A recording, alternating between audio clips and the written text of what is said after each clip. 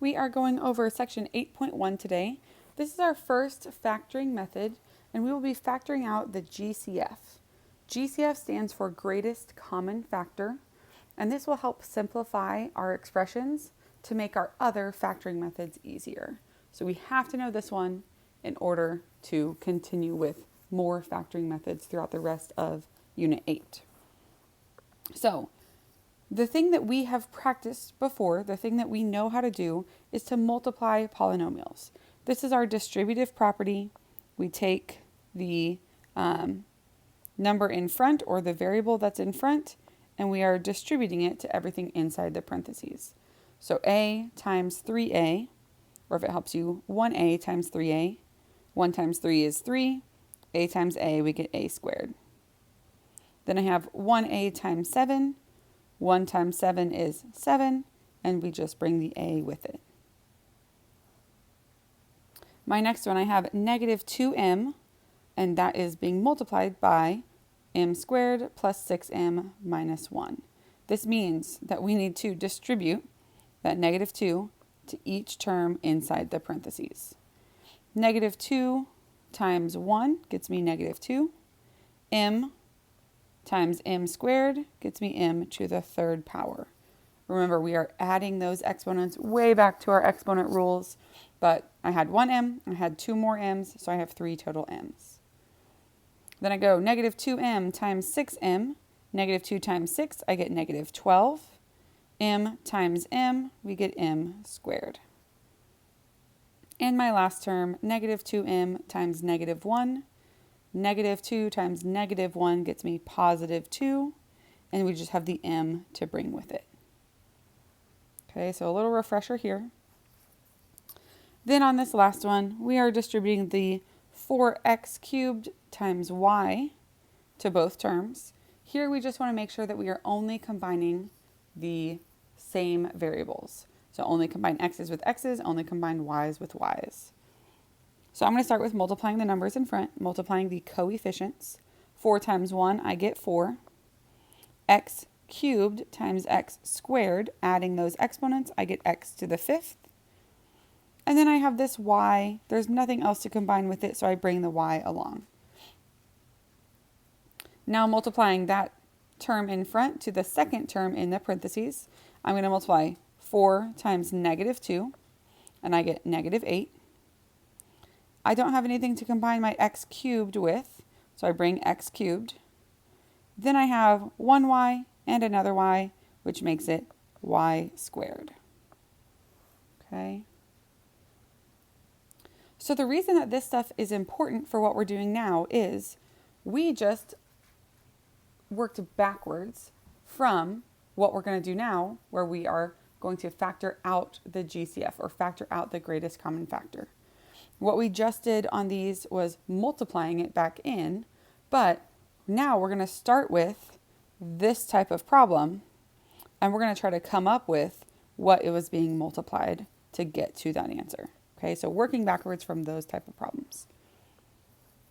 Okay, so what is a factor? Hopefully you completed that introduction to factoring worksheet after your test last class, so you kind of have an idea here. The numbers that we multiply together to get a certain number. So on the top of that worksheet, we had the 48. 1 times 48 equals 48. 2 times 24. 3 times 16, and so on. So if I find my factors of 12, I know 1 times 12, I know 2 times 6, and I know 3 times 4. And we have all the factors. For 18, I know that 1 times 18, 2 times 9, and 3 times 6 are all numbers that multiply to 18. So the new part is now the greatest common factor. This is the largest number or largest factor that the two numbers have in common. So when we look at this, I'm looking at my list of my factors of 12 and 18, and I'm going to look for numbers I see in common. We'll do a different color. I see a 1 in common. I see a 2 in common. I see a 3 in common. And I see a 6 in common. Okay? But remember, greatest common factor tells us we want the greatest number or the largest number. So my GCF or greatest common factor between these two would be 6. 6 is the largest number that they have in common. When it comes to our greatest common factor for variables, we need to look at what variables that the terms have in common. And if we have multiple variables, we want to look for the smallest exponent. So if I look here, the GCF or greatest common factor of m to the third power, m to the fourth power, and m squared times x, I see that all of them have m's, but not all of them have x's. So I know I'm going to be able to take an m out of each term. This term has 3 m's, this one has 4, and this one has 2. We want to take out the smallest exponent, so I could take out m squared. I know that I could take out m squared from this term, and I would have an m left over. I could take m squared from this term, and I'd have still m squared left over. And I could take an m squared away from this, and it would just leave the x there. But I can't take any more than 2 m's away from this term. Otherwise, I just don't have that m left. So going with the smallest exponent will make sure you are not taking too many variables out. Okay, so what is factoring? Okay, we are going from the expanded form back to the factored form. Just like what I talked about up here. This is our expanded form, but the factored form is showing us what was being multiplied together in the first place. So I'll just make one up here. Let's say I had 3x to the third plus 12x squared. Okay. I see that 3 and 12 have the 3 in common, and I see an x squared that they both had in common. The factored form is just what is left over after I factor out that 3x squared. Okay, so factored form has our parentheses in it. Expanded form has no parentheses. All right, factoring out the GCF. Now we're taking what we just learned about what a factor is, what the greatest common factor is, and making sure that we can take that out or divide that out of each term in the expression we're working with. So we want to make sure that we are always checking the coefficients, meaning the numbers in front, and the variables. There will be times that we can only take a number out, and there will be times that we can only take a variable out, but there will also be times that we can take both numbers and variables, okay? When we find the GCF, the greatest common factor, we will divide each term by the GCF, and then once we divide that out, we want to see what is left over after we divide. What is left over will go in parentheses. So let's look at our first example here. So I have 3x plus 12. I'm going to go ahead and divide each term. So I'm going to go ahead and put that division bar. Between my numbers 3 and 12, we're looking for the greatest common factor. Here at the beginning, if it helps you to go ahead and list your factors of both terms, do that. And search for your greatest common factor.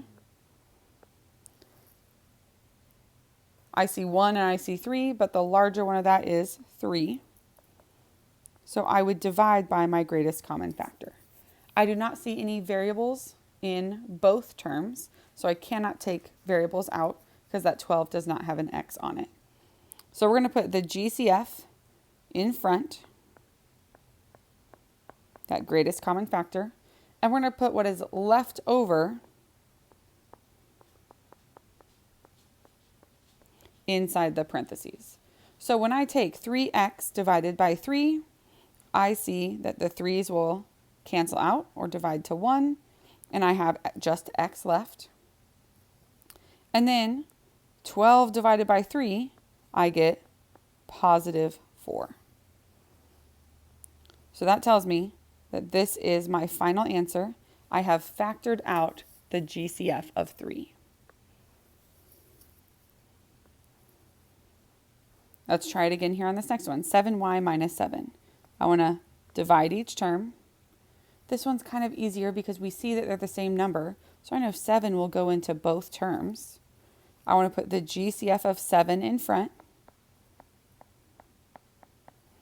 And when I divide, the 7s are going to cancel out. I just have y. I bring down my subtraction sign. And 7 divided by 7 is 1, so y minus 1. So GCF in front, leftovers in the parentheses. Okay. All right, we're going to keep trying them. So 24x to the 4th and 18. This might be another one that might be helpful to list your factors. 1 times 24, 2 times 12, 3 times 8, and 4 times 6. And my factors of 18 we just did up above.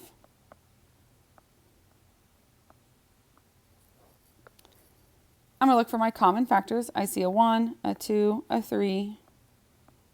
I see a 6. And that might be all. So my GCF here is just going to be 6. I do not see an x on the 18. So that tells me I cannot take any x's out. The GCF of 6 goes first. And now we're dividing. 24 divided by 6 leaves me with 4. I haven't changed that x to the 4th, so I'm going to bring that down with it. And then I have 18 divided by 6, and I get 3. So I have gone to that factored form. All right, take a second here. Oh, no, I missed one. We got another one here. Let's do this one too. All right, so between 12 and 8. So again, if it helps, write your factors off to the side.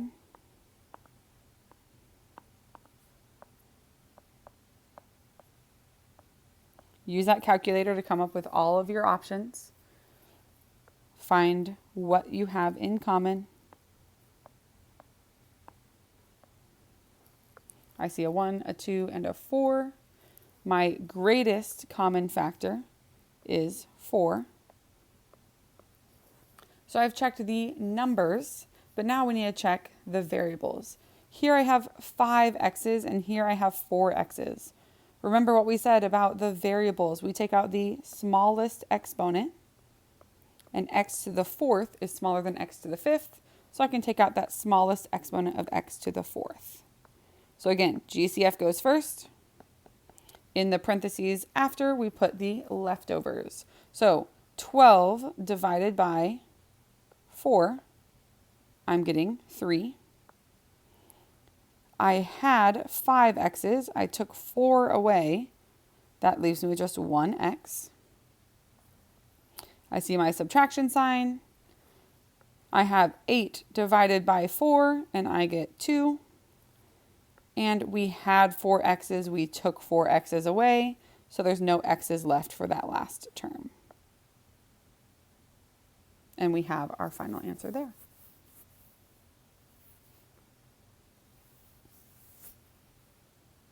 Okay, take a second here, pause your video, try these last 3 examples on your own, and then you can come back and check your work and I'll go through them.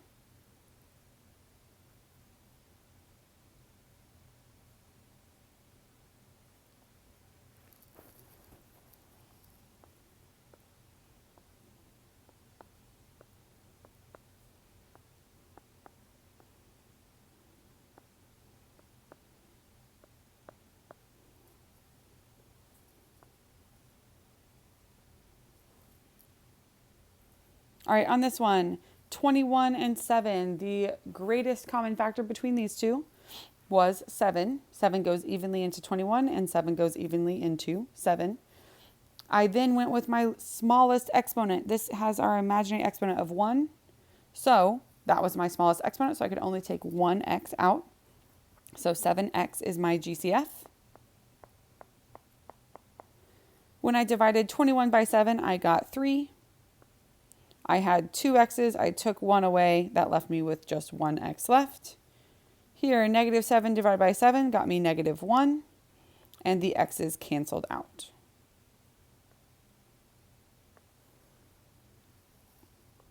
All right, I'm going to look for my greatest common factor. I see this 3, so I'm going to check to see if 3 goes into my other two factors.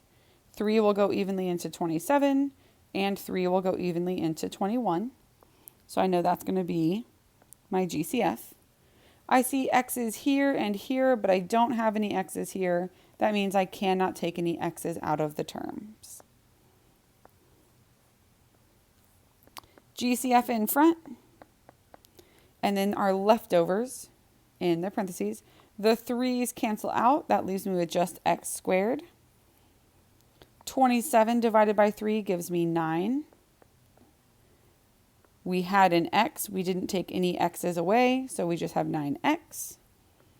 And negative 21, really watch your signs there, divided by 3 gets me negative 7. We have it factored out. And last one here, dividing each term. This one might be one that's helpful to look at your factors.